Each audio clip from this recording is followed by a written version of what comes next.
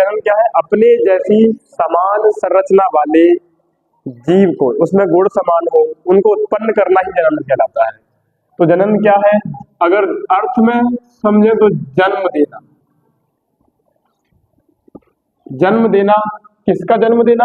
अपने जैसी समान क्या हो, उसकी आकृति हो, समान आकृति हो, समान गुण हो, उसके रूप हो उसका समान, है ना, रूप रंग जो भी है ये सब समान होंगे तो उस आकृति को, ये जो प्रोसेस है उस प्रोसेस को कहेंगे जनन। ठीक है। अब जनन कितने तरीके से होगा? तो जनन के हम टाइप पढ़े, प्रकार। तो जनन दो तरीके से होगा, एक तो होगा अलैंगिक और एक होगा लैंगिक जनन। लैंगिक जनन, है ना। तो अलैंगिक जनन और लैंगिक जनन, इसमें क्या है? इसमें जो जन्म देने वाला होगा जनक, वो केवल एक होगा। जनक कितने होंगे इसमें? एक। और यहां लैंगिक जनन में क्या होगा? यहां जनक दो होंगे, है ना, एक होगा नर और एक होगी मादा। क्लियर? अब जनक एक होगा, एक ही जनक से विखंडित हो जाए, उसमें डिवाइड हो जाए, उसमें से दूसरी संरचना निकल आए, तो इन सब से अलैंगिक जनन होगा।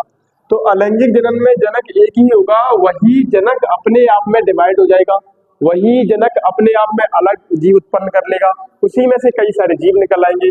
जैसे कि एक वायरस से कई सारे, एक जीवाणु से कई सारे जीवाणु उत्पन्न हो जाते हैं, एक वार वाली संरचना से कई, हाइड्रा में जैसे कि होता है। तो ये सब क्या है? अलैंगिक जनन है ना। तो अलैंगिक जनन को देखा जाए तो अपने शरीर में से, क्या कहेंगे इसमें? अपने शरीर से, और अपने शरीर से अपने जैसे, अपने ही जैसे समान, है ना, समान कैसा होना?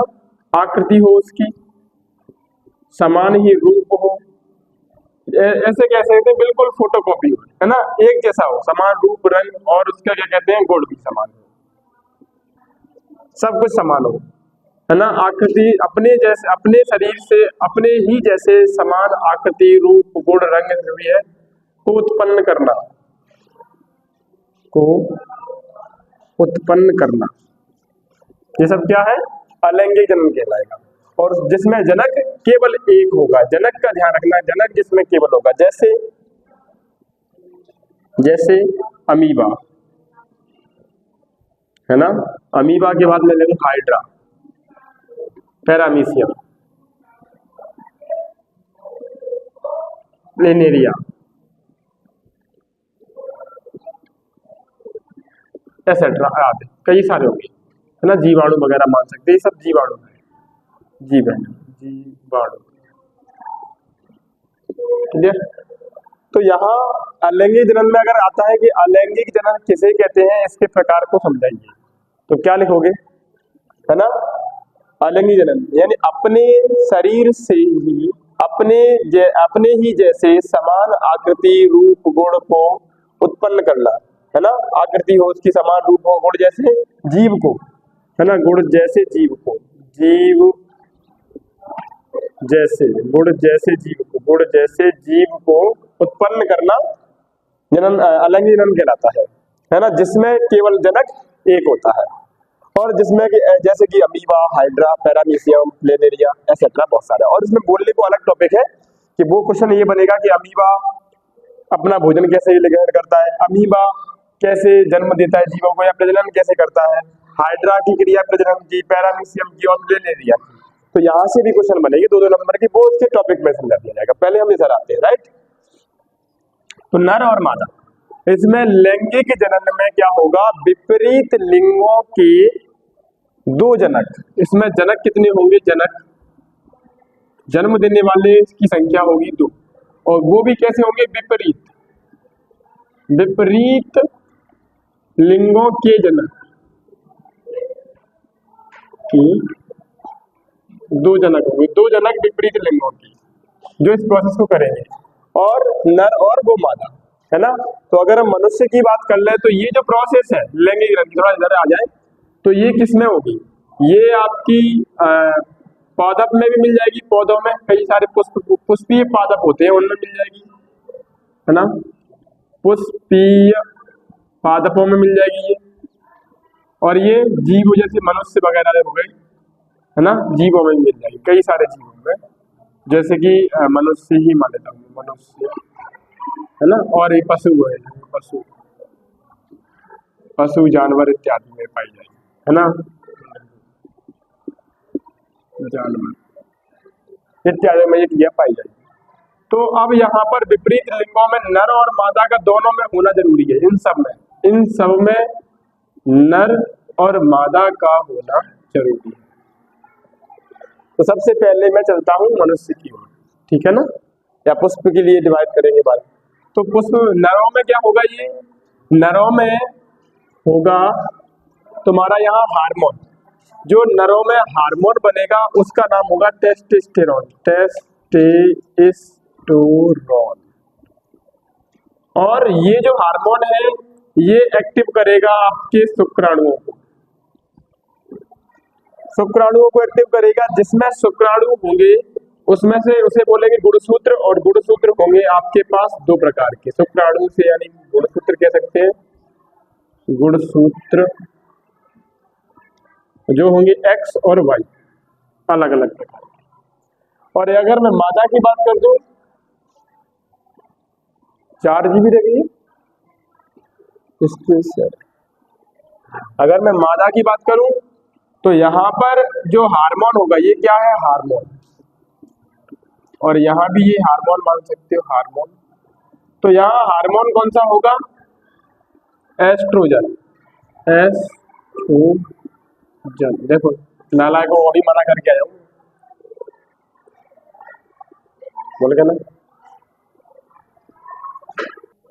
बीच बीच में शोर हो रहा है, इसको बच्चों को शांत करने जाना पड़ता है। चलो ठीक है, एस्ट्रोजन। तो एस्ट्रोजन जो हार्मोन होगा वो आपके अंडाशय में पाया जाएगा। अच्छा, ये कहाँ पाया जाएगा, वृषण में बनेगा, है ना, और ये कहाँ पड़ेगा, अंडाशय में बनेगा। और अंडाशय में जो हार्मोन है एस्ट्रोजन वो एक्टिव करेगा आपके अंडाणुओं को, क्लियर, जिसमें जो गुणसूत्र होगा वो करीबन आपका पाया जाएगा केवल एक्स प्रकार। अब यहां से ये क्वेश्चन बनेगा कि मनुष्य में लिंग निर्धारण जीव में कैसे होता है, बच्चों में, यानी लड़का होगा या वो लड़की होगी, तो ये कैसे आपको पता चलेगा, ये क्वेश्चन, ठीक है ना। तो अभी हम इतना सीखे कि जनन क्या है। तो जनन में क्या है कि अपने जैसे कोई भी सजीव अपने जैसे समान आकृति और गुण वाली संरचना को उत्पन्न करते हैं, उसे हम जनन कहते हैं। जनन दो तरह से होता है, यहाँ अलैंगिक जनन और लैंगिक जनन, ऐसे ही आप सुनाएंगे, ठीक है ना। तो अलैंगिक जनन में क्या होगा, इसमें केवल एक जनक होता है, ये लाइन सबसे पहले लिखना, इसमें केवल एक जनक होता है जो अपने शरीर से अपने ही जैसे समान आकृति रूप गुण जैसे रूप गुण वाले जैसे जीव है ना, रूप गुणों वाले जीवों को उत्पन्न करता है। इसको लिख लेंगे, ठीक है। अब जैसे कि वो कौन से जीव है, तो अमीबा है, हाइड्रा, पैरामीशियम, प्लेनेरिया इत्यादि लिख देंगे। चलो आगे आने के बाद हम आते हैं फिर लैंगिक जनन पर हो जाए। तो लैंगिक जनन में इसमें जनक दो विपरीत लिंगों के दो जनक होते हैं, ठीक है। और ये क्रिया पुष्पीय पादपों तथा मनुष्य, पशु, जानवर सभी में पाई जाती है, प्रोसेस होती है। अब मनुष्यों की या पशुओं की ये सब की बात करें तो इसमें दो विपरीत लिंगों में मादा, नर और मादा दोनों शामिल होते हैं। नरों में जो हार्मोन है वो इस क्रिया को करवाता है, वो जिम्मेदार है टेस्टोस्टेरोन हार्मोन, और उस हार्मोन से बनते हैं, उस हार्मोन से एक्टिव होते हैं शुक्राणु, जिनमें कि एक्स वाई नाम के दो गुणसूत्र होते हैं, राइट।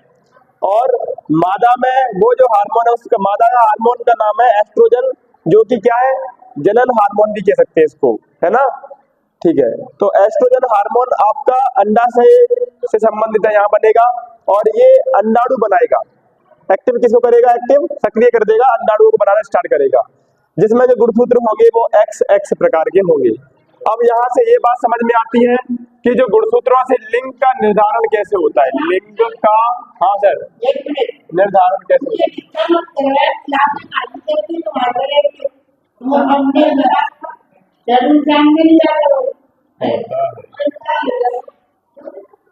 एक मिनट, तो अभी तो यहाँ क्वेश्चन ये बनता है इसमें कि लिंग का निर्धारण मनुष्यों में कैसे होता है। एक बार उसको उनसे बोलना रिवीजन करना जाकर, अभी आ रहा है सर, कैसे होता है, ठीक है ना। तो यहाँ देखो, मादा जो नर जो होगा नर, उसमें गुणसूत्र होंगे कौन से वाले, एक्स और वाई, और मादा जो होगी उसमें गुणसूत्र होंगे कौन से, एक्स और एक्स। तो यदि जनन करते समय अगर नर से एक्स गुणसूत्र प्राप्त होता है और मादा से भी एक्स गुणसूत्र प्राप्त होता है, तो क्या बनेगा, यहाँ से होने वाला जो शिशु होगा वो होगा आपका कौन सा, लड़की होगी, है ना, लड़की होगी, गर्ल्स होगी। अगर नर जनन करते समय अगर नर से वाई गुणसूत्र प्राप्त होता है और मादा से एक्स गुणसूत्र प्राप्त होगा, क्योंकि उसके पास वही होते हैं, तो होने वाला जो शिशु होगा वो होगा कौन सा, लड़का। ये आपको समझाना है इसमें, राइट। और ये थ्योरी में लिखना है नर और मादा में, जैसे नरों में एक्स वाई गुणसूत्र होते हैं, मादा में एक्स एक्स गुणसूत्र होते हैं, है ना। जनन करते समय, निषेचन करते समय यदि नरों से एक्स गुणसूत्र प्राप्त होता है तथा मादा से एक्स होता है, तो जन्मने वाला बच्चा शिशु का जो लिंग होगा वो लड़की होगी, राइट। और यदि जनन करते समय नर से वाई गुणसूत्र प्राप्त होता है और मादा से एक्स प्राप्त होता है, तो जन्म जो बच्चा जन्मेगा शिशु होगा उसको लड़का होगा। तो इतना कर लेंगे। अब मिलते हैं अगले टॉपिक में, अगली वीडियो में। तब तक के लिए इतना ऐसे याद रखेंगे। और वैसे मेरा टाइम हो गया है नीचे जाने का, तो वहाँ भी देखना है अभी।